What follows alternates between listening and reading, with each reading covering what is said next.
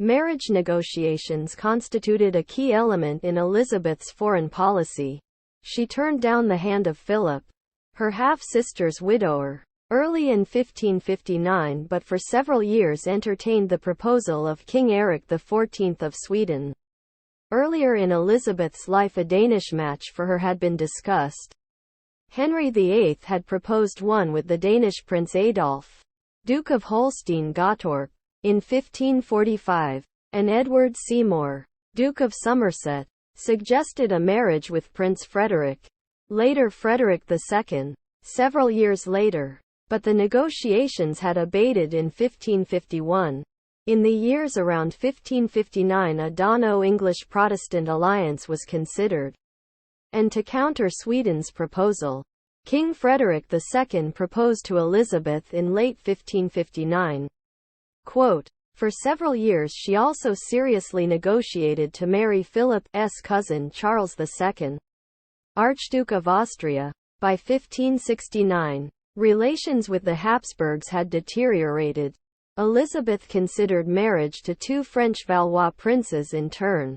First Henry, Duke of Anjou, and then from 1572 to 1581 his brother Francis, Duke of Anjou, formerly Duke of Alencon.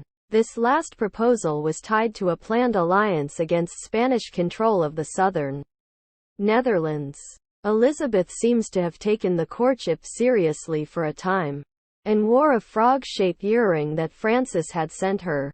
In 1563, Elizabeth told an imperial envoy, "If I follow the inclination of my nature, it is this, beggar woman and single, far rather than queen and married." Later in the year, following Elizabeth's illness with smallpox, the succession question became a heated issue in Parliament.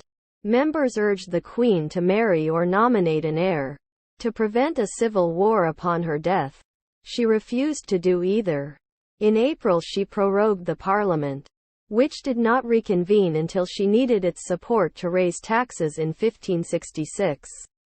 Having previously promised to marry, she told an unruly house, "I will never break the word of a prince spoken in public place. For my honor's sake, and therefore I say again, I will marry as soon as I can conveniently, if God take not him away with whom I mind to marry, or myself, or else some other great let happen." Quote, by 1570, senior figures in the government privately accepted that Elizabeth would never marry or name a successor. William Cecil was already seeking solutions to the succession problem. For her failure to marry, Elizabeth was often accused of irresponsibility. Her silence, however, strengthened her own political security.